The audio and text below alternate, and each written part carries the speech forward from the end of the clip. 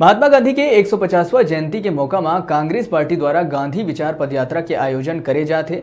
दुर्ग जिला के ग्राम अहिवारा में गांधी विचार पदयात्रा निकाले गई। यात्रा ला खास बनाए पर पीएचई मंत्री गुरु रुद्र कुमार शामिल हुए।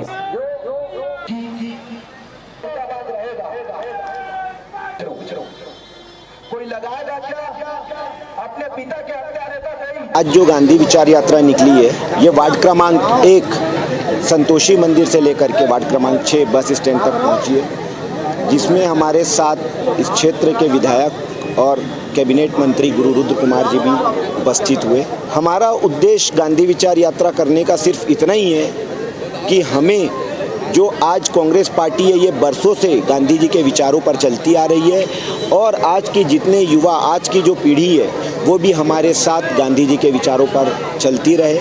साथ ही हम ये एक संदेश देना चाहते हैं कि जो भाजपा गांधी जी पर राजनीति कर रही है, ये एक झूठ और फरेब की राजनीति कर रही है और अगर वो सच में गांधी जी के विचारों पर चलना चाहती है तो सबसे पहले जो हमारे राष्ट्रपिता है, जो पूरे देश के पिता है महात्मा गांधी जी, उनके हत्यारे नथुराम गोडसे मुर्दाबाद कहे, उसके बाद वो गांधी जी के विचारों पर चले।